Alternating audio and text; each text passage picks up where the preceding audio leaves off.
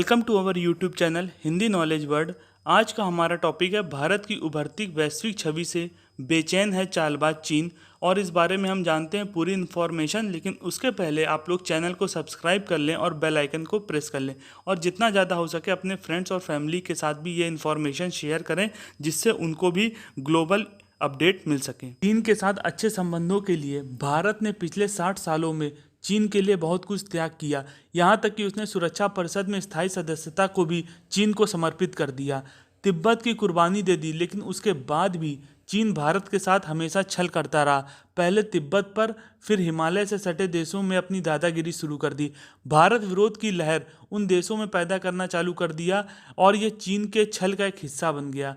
फिर भारतीय उपमहाद्वीप में चीन की दखलंदाजी हमेशा बढ़ती चली गई। इसलिए भारत चीन की शक्ति प्रसार को रोकने में नाकामयाब भी रहा, ये हम कह सकते हैं। हम एक चीन के सिद्धांत को शिद्दत के साथ मानने लगे, लेकिन चीन हमें एक लचर पड़ोसी के रूप में देखता रहा। बदलाव का सिलसिला 2014 में शुरू हो गया, लेकिन यह बदलाव भी सांकेतिक था। जब प्रधानमंत्री नरेंद्र मोदी ने अपनी पहली भूटान यात्रा शुरू की, उसके बाद वो नेपाल गए। ये एक बदलाव की झलक ही थी, एक गंभीर संदेश भी था। यह चीन के लिए हिमालय के दायरे में आने वाले देश भारत के विशेष मैत्री और संप्रभुता के अंग हैं। इन पर भारत की नज़र है। सुरक्षा की दृष्टि से भी भारत इनकी अनदेखी नहीं कर सकता। शीत युद्ध के कोलाहल ने भारत को दोयम दर्जे के देश के रूप में स्थापित किया। यह एक उल्लेखनीय तथ्य है कि जो बात 1949 में कही जा रही है, उसकी शुरुआत 2017 के बाद शुरू हो गई। उसके बाद ही चतुर्भुज आयाम बनने लगा।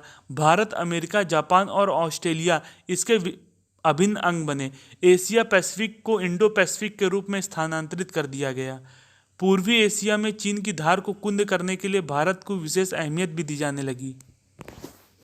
चीन के पड़ोसी देश भारत के साथ सैनिक अभ्यास में शरीक होने लगे। बदले में चीन ने भारतीय उपमहाद्वीप में अपनी सैन्य गति को और मजबूत करना शुरू कर दिया। पाकिस्तान पहले से ही चीन के कब्जे में था, जो पूरी तरीके से चीन की पीठ पर चिपका हुआ था। उसकी दशा कुछ इस तरीके हो चुकी थी कि उसने अपनी कोई स्वतंत्र इकाई ही नहीं छोड़ी थी। इसकी कोई दो राय नहीं कि चीन के राष्ट्रपति अपने राजनीतिक अस्तित्व की जंग लड़ रहे हैं। गलवान घाटी में जो कुछ भी अभी तक हुआ वह उनके इशारों पर ही हुआ, क्योंकि वही तीनों सेना के कमांडर भी हैं।